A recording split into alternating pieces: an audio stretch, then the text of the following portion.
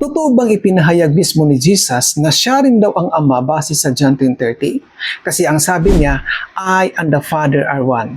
Kaya marami ang gumagamit ng talatang ito bilang patunay na si Jesus daw ay siya rin ang Ama na nagkatawang tao. Pero alam mo ba, wrong theology yan. Dahil kung titingnan natin sa Greek, ang ginamit na salita para sa one ay hen, neuter, singular, walang gender ito.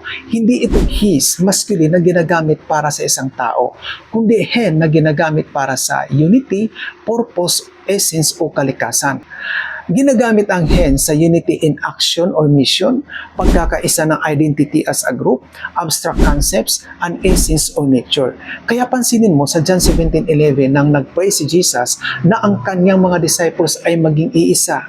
Hen din ang ginamit doon. Di ba obvious? Hindi naman sila magiging iisang tao, kundi iisa sa layunin o purpose. Kaya dito sa John 10:30, may bridge tayo na dapat makita. Ang mismong salitang hen ay hindi nagpapahiwatig ng pagiging iisang persona, kundi ng pagiging iisa sa kalikasan o layunin. Kaya malinaw ang pagkakaisang tinutukoy ni Jesus ay hindi identity, kundi divine unity.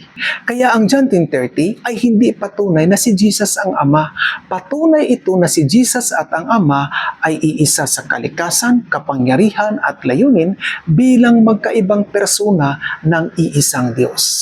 This is Bible Facts. Another day, another truth cannot be silenced.